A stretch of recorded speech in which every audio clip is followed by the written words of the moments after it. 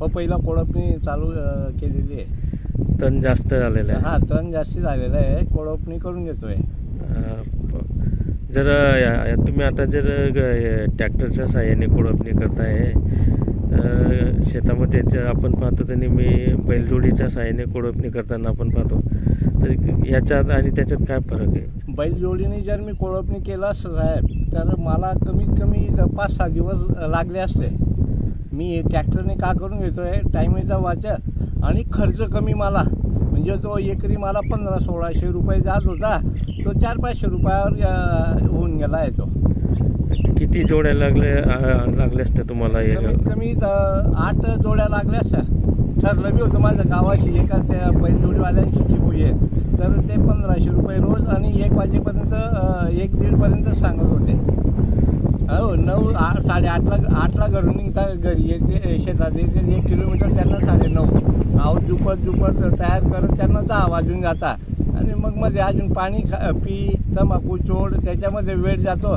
मग त्यामुळे मग हे कसं आहे, सकाळून निघालं 6:30-7ला निघालं, 10-11 वाजेपर्यंत आपलं बरंचसं काम होऊन जातं. ते 7-8 दिवसाचं काम आहे, ते आपल्याला कमीत कमी 2 दिवसात मोकळा होऊन जातो. आणि व्यवस्थित होत आहे. व्यवस्थित होत आहे.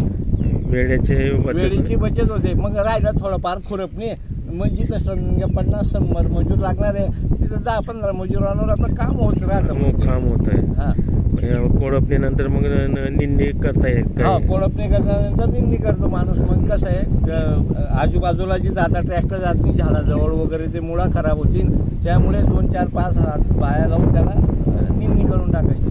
किती आपलं हे पपई लागवड? हे 20 एकराचा गट आहे हा पूर्ण 20 एकराचा गट आहे. हा, तण जास्त झालेलं आहे. हा, तण जास्ती झालेलं आहे.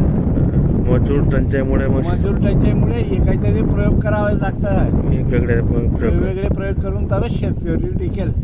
जर मजुरांच्या अभावी राहिली ना, तर जमिनी या काही नाही, उत्पन्न जमीन सावटी, उत्पन्न कमी, मग कुठं ताळमेळ बसत नाही तो.